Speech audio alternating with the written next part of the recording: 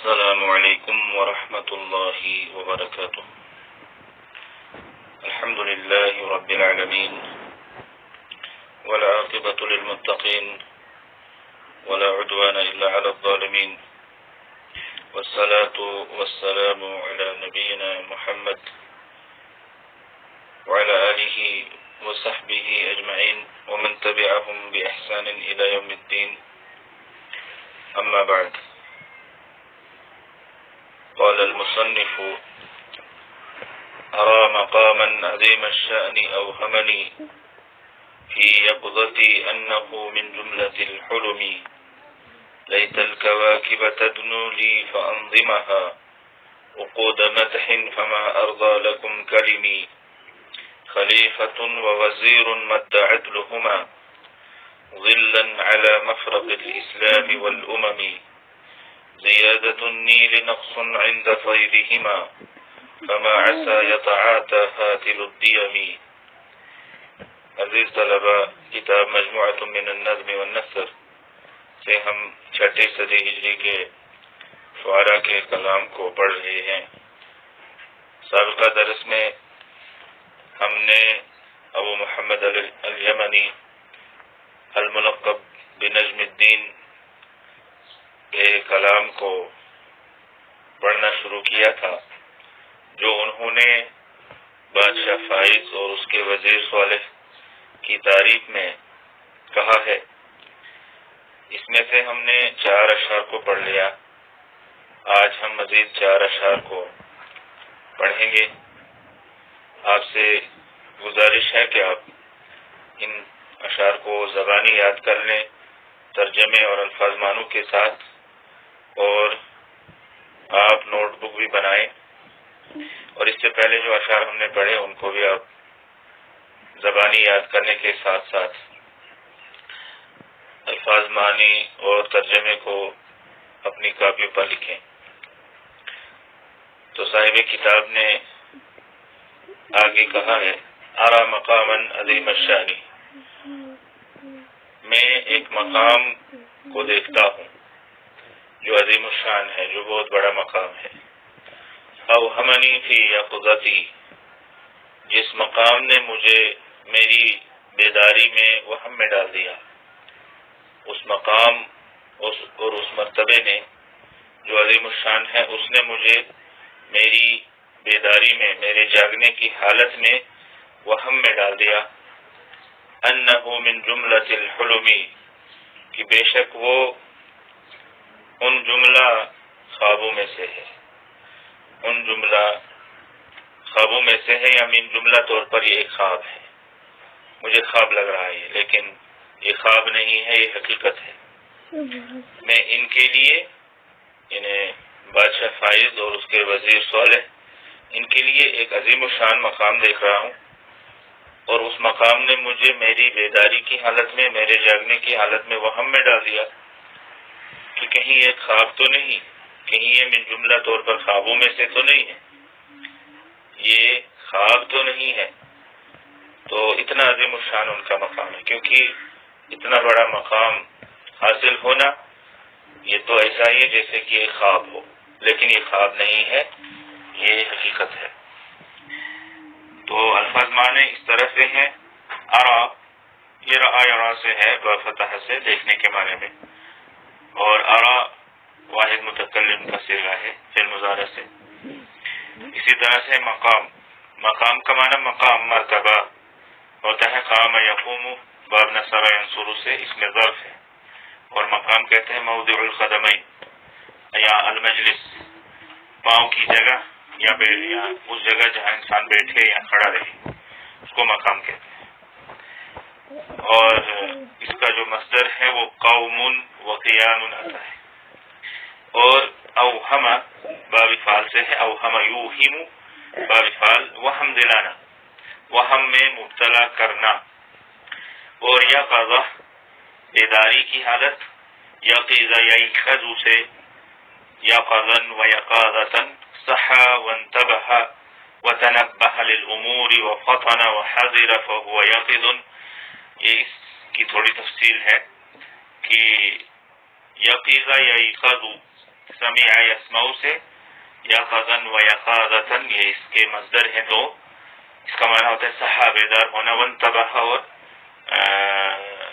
منتبہ ہونا جاگ جانا، وتنبہ للامور معاملات کے لیے بیدار ہو جانا، وفطنا اور سمجھنا معاملات کو سمجھنا، اور وحضر اور اسی طرح سے ایسا بن جانا کہ انسان چیزوں سے ڈرنا شروع کر دے. فهو یقظ تو وہ بیدار ہو انسان ہے. جمع اس کی آتی ہے ایقاظ، یقظ کی جمع ایقاظ. یقظ ایسا انسان جو بیدار ہو، باتیں سمجھتا ہو، چیزیں سمجھتا ہو. جمع ایقاظ یہ تو مرد کے لیے ہے، اگر عورت ہو تو اس کو کہیں گے یقظۃ. اور جمع دونوں کی آتی ہے جمع آتی ہے یقظان مرد کے لیے، یقظان بہت زیادہ بیدار، بہت زیادہ چالاک، بہت زیادہ ہوشیار. جمع یقاظ و یقاظ، اور اسی طرح سے وہی یقظہ یہ مبالغہ کا صیغہ ہے، بہت بیدار عورت، اور اس کی جمع آتی ہے یقاظہ. اور جملۃ جماعت کل شیء کسی ہر چیز کی جماعت، یعنی ہر چیز میں سے بہت ساری چیزیں. کوئی بھی چیز جب بہت ساری جمع ہوتی ہیں تو ان کو جملہ کہتے ہیں. یا اخذ الشیء جملۃ، اگر کہیں گے کہ اخذ الشیء جملۃ یعنی چیز کو من جملہ طور پر لیا، ساری چیزوں کو ایک ساتھ لیا. اور اسی طرح سے ہے اس کا معنی مجتمعۃ لا متفرقۃ، جمع کر کے ان ساری چیزوں کو لے لیا، یعنی من جملہ طور پر ساری چیزوں کو ایک ساتھ اکٹھا کر کے لے لیا. لا متفرقا نہ کہ الگ الگ. تو جملۃ یا الجملۃ کی جمع آتی ہے جمل. اور الحلم خواب، حلم یحلم کا معنی ہوتا ہے خواب دیکھنا، جو انسان نیند کی حالت میں دیکھے. جمع اس کی آتی ہے احلام، اور حلم یحلم نصائص سے. اس کے بعد کہا ہے لیت الکواکب تدنو لی فانظمها، کاش کی ستارے میرے لیے قریب ہو جاتے تو میں ان کو پیروتا، میں ان کو پیرو کر نظم بناتا، اشعار کہتا، ان کی تعریف میں یہ باتیں کہتا. لیکن میری خواہش ہے، میں چاہتا ہوں کہ ستارے میرے لیے قریب ہو جائیں. کیا کرتا؟ فانظمها عقود مدح، میں ان ستاروں کو تعریف کی ہاریں بناتا، تعریف کی مالائیں بناتا. اما ارضى لکم کلمی، میں اپنے کلمات تمہارے لیے پیش کرنا اچھا نہیں سمجھتا، میں اپنے کلمات سے راضی نہیں ہوں جو میں تمہارے لیے آپ کے لیے پیش کر رہا.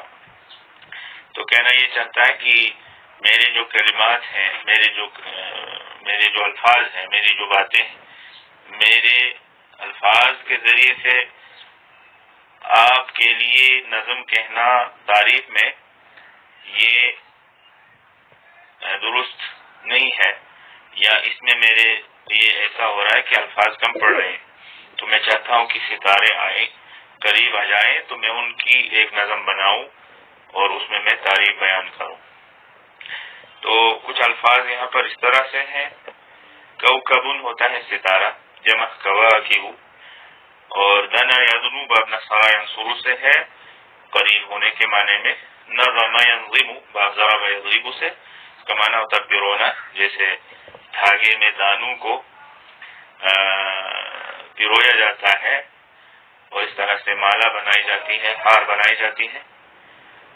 اور عقود یہ جمع ہے اقدن کی، اقدن ہوتا ہے ہار. اب یہاں اس کا معنی ہے خیط ينظم فيه الخرز ونحوه، ایک دھاگا جس میں دانے یا اس طرح کی چیزیں پیروئی جاتی ہیں. یحیط بالعنق، اور پھر اس کو گردن میں لگایا جاتا ہے، گردن میں اس کو پہنا جاتا ہے. اور جیسے کہ میں نے بتایا اس کی واحد اقدن آتی ہے. کلم کا معنی کلام یا کلمات، واحد کلمتن، کلمتن کی جمع ہے کلم اور کلام، کلم اور کلماتن یہ اس کی جمع ہے، کلمتن اس کی واحد آتی ہے.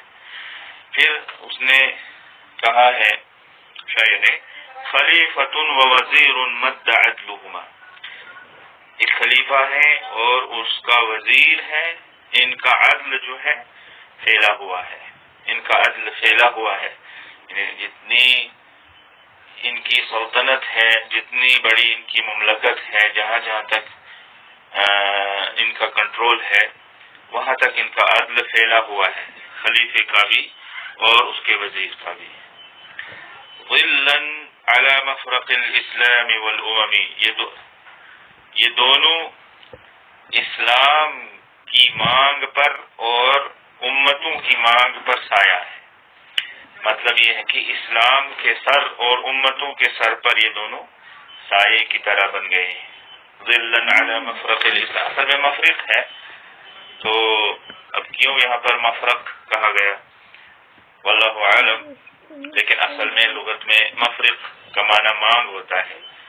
مفرق کہتے ہیں سر میں وہ جگہ جہاں بالوں کو دو حصوں میں تقسیم کیا جاتا ہے، سر کے بیچ میں مانگ نکالی جاتی ہے، بالوں کو دائیں اور بائیں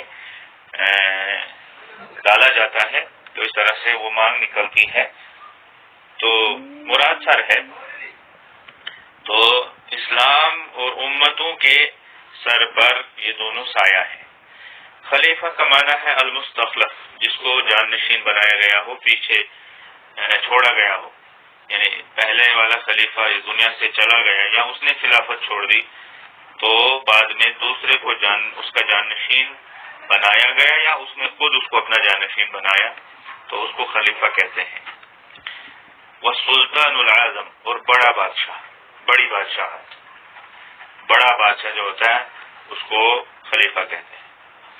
اس کی جمع آتی ہے خلفاء و خلائف، اور خلافہ کہتے ہیں الامارہ والامامہ، امارت کو یعنی امیری، لوگوں کی امیری کرنا، لوگوں کی سربراہی کرنا اور امامت کرنا، چاہے امامت الدینی ہو یا امامت السیاسیہ ہو، سیاسی امامت ہو یا دینی امامت ہو. اور مفرق کا معنی جیسے میں نے بتایا مانگ ہوتا ہے، جمع مفارق، مراد یہاں پر شعر کے اندر سر ہے. یتعاطا، یہ تعاطا یتعاطا سے ہے، باب تفاعل سے، دینا یعنی کثرت سے دینا اور سخاوت کرنا، فیاضی کرنا. اچھا، اس کے بعد اگلا یہاں جو اسلام کا معنی معروف ہے، اسلام ہے، اور امتن کی جمع ہے، امت کو کہتے ہیں، جمع اس کی امم آتی ہے. اس کے بعد کہا زیادت النیل نقص عند فیضہما، دریائے نیل کا بڑھ جانا، دریائے نیل کی زیادتی ان دونوں کی سخاوت کے مقابلے میں کم ہے. ان دونوں کی سخاوت دریائے نیل کے بڑھ جانے کے بعد بھی زیادہ ہے.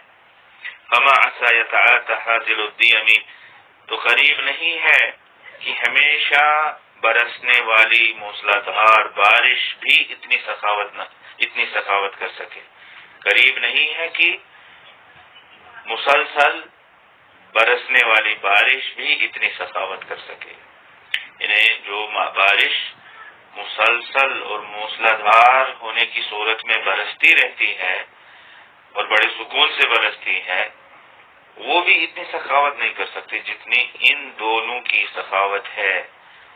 بادشاہ فائز کی سخاوت اور اس کے وزیر صالح کی سخاوت کا مقابلہ دریائے نیل بھی نہیں کر سکتا اور یہ بارش بھی نہیں کر سکتی. یتعاطا کا معنی بتا دیا. اور حاطل، یہ حطل المطر حطلا و حطلانا سے ہے، جیسے تتابع متفرقا عظیم القطر، ایسے انداز میں بارش کا نازل ہونا، تتابع متفرقا تھوڑی تھوڑی مدت کے بعد بارش کا برسنا، یعنی بارش 10 منٹ برسی، پھر 2 منٹ رکی، پھر 10 منٹ برسی، تو اس طرح سے بارش کا مسلسل رک رک کر برستا رہنا، عظیم القطری، اور وہ بارش کے قطرے بھی موٹے موٹے ہوں، بڑے بڑے ہوں، اس کو حاصل کہتے ہیں بارش۔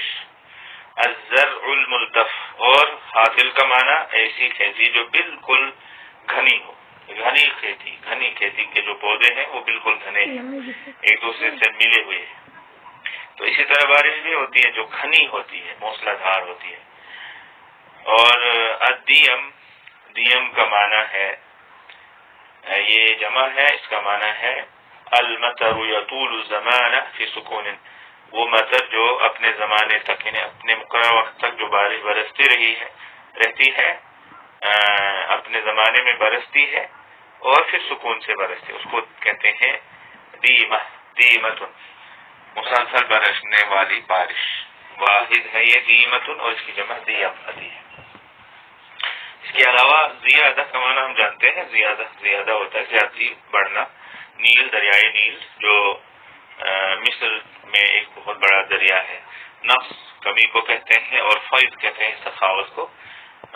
اسی طرح سے ہے فما عسى، اس کا معنی قریب نہیں ہے، جو آسان ہے افعال مقاربہ میں سے ہے۔